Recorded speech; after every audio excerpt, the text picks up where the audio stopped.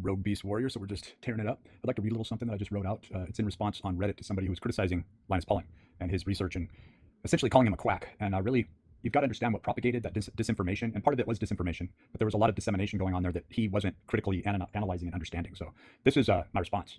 While Linus Pauling's pioneering work on vitamin C laid critical groundwork, particularly in the realm of orthomolecular medicine, his model lacked integration with several essential physiological and metabolic mechanisms that modern researchers have since explored more deeply, which is not entirely true, but I have to give credit where credit is due. Subsequent scientists, notably Dr. Thomas Levy, or Levy, and Billie J. Sahley, have extended Pauling's insights into more applied domains, including neurochemistry, immunomodulation, and metabolic resilience. However, a crucial omission in Pauling's framework was the lack of consideration for cortisol-mediated exercise-induced stress as a necessary cofactor for optimal vitamin C utilization. And that's what Dr. Thomas Levy brings up. And this is brought up over and over again, and I'll get into that here in this next submission here, this next paragraph. The missing link, cortisol and gluconeogenesis. Levy discusses this. Vitamin C does not act in isolation. Its role in enzymatic hydroxylation, antioxidant cycling, and immune function is amplified under metabolic stress, particularly during exercise-induced cortisol release. So it's mediated and driven through G&G. Cortisol not only mobilizes vitamin C into peripheral tissues, but also drives gluconeogenesis, G&G, a critical metabolic state wherein the body preferentially refuels repair, adaptation, and endogenous antioxidant activity. Without this stress-induced activation, high-dose vitamin C may lack directionality or worse, disrupt redox balance,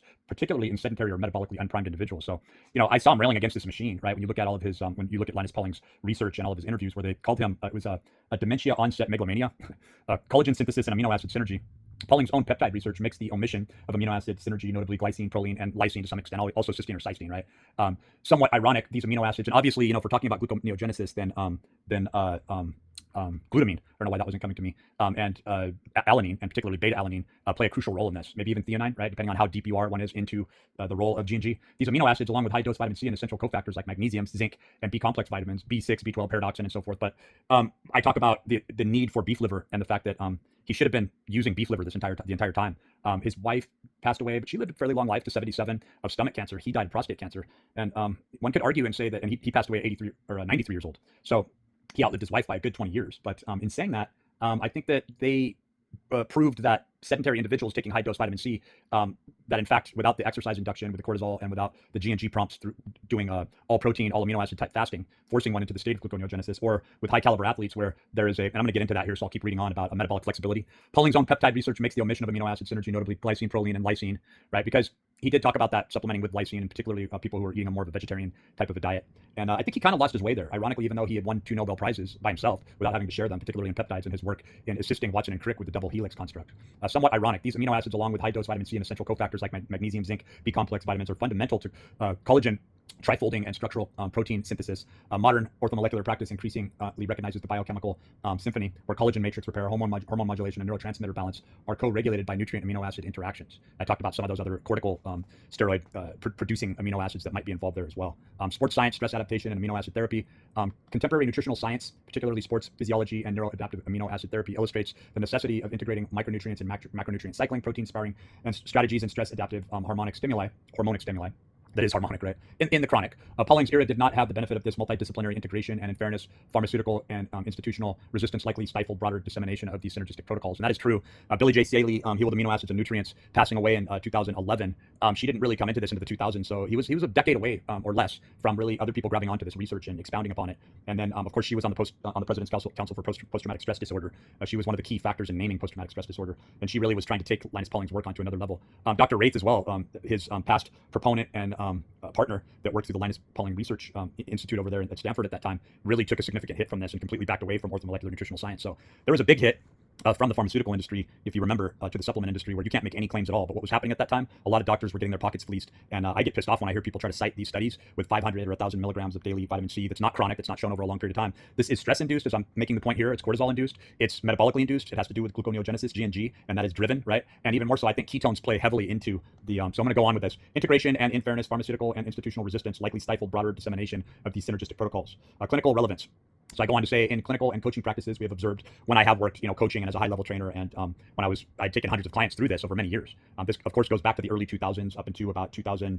I think the last time I was training anybody doing this was in 2012. So there was a good decade there where I was reading about and coaching people with what was available at the time. But remember, I was doing it. I was inducing the stress. I was putting people into gluconeogenesis, and they were seeing amazing effects. But without the orthomolecular science behind it, the high dose vitamin C. And as I point out, beef liver, or at least beef liver capsules or tabs, are an essential aspect of this, because Billie J. Sahley got into this. And the critical factor is that there's a synergistic activation that occurs with high dose vitamin C in relation to specific amino acids, which I just suggested a few there, just with collagen and corticosteroid production, right? But that they work with amino acids and other nutrients are pivotal, right? When we were talking about magnesium, zinc, and so forth, and even more so, the high dose aspects of vitamin A and copper and transferrin heme iron into the system through beef liver supplementation is essential. So not only, I think that the protocol is high vitamin C, whether or not Linus Pauling was also making a big error with ascorbic acid, because that's what he was taking in. I mean, cancer, it's got to tell you something. Stomach cancer and prostate cancer is what he ended up passing away from, and his wife passed away from stomach cancer. Maybe they added some years onto their lives, and maybe, the ironic aspect is they passed away from the high acid induction into their systems, right? A clinical and coaching practice, we observed that patients or clients receiving high dose vitamin C in isolation often experience limited or paradoxical results unless paired with periodic fasting mimicking protocols, cortisol-mediated exercise, e.g. long duration walking. That's the other thing that I do, that I'm taking a break from right now, while I'm doing the high dose vitamin C, while I'm eating beef liver, while I'm going in the other room and training on not today, I'm too sore from yesterday, training on the TRX and doing body weight resistance exercises all day when I'm prepared. You also have the G&G effect that you have to contend with, right? It's not easy. E.g. long duration walking and resistance training, proper amino acid ratios, and micronutrient support, which is something else you're getting from, so what I had this morning for breakfast is I had beef liver, along with that I had cooked prior to. In fact, it's like 3 days old, but I cooked it really well, and I cooked it in ample fat so that I would get into developing my ketone bodies, because I'm on my 4th day of ketosis. So I'm deep in now. Proper amino acid ratios and micronutrient support, right? So we got into that a little bit, but the heme iron is crucial. That's something that you get from the most nutritious food that you can really eat, which is beef liver. Stress adaptation techniques, cold exposure, breath work, etc. I just sort of threw that out there. It's just the fact that there are more sedentary ways, including going into the sauna and achieving passive stretching and so forth. Without such integration, orthomolecular strategies can risk being misapplied or misunderstood. With it, the effects can be profound, including enhanced immunity, improved connective tissue integrity, and superior metabolic flexibility. And I would add to that Dr. Levy, he brings this up, right? I wonder if his name is from Levi, from the Levites, right? The levitators, as Randall Carlson likes to talk about. Very interesting. But it's cool that he's involved with this and that he's pushing, things like the exosomes and liposomes and other things that people are also criticizing way too much without really putting themselves to the rigors.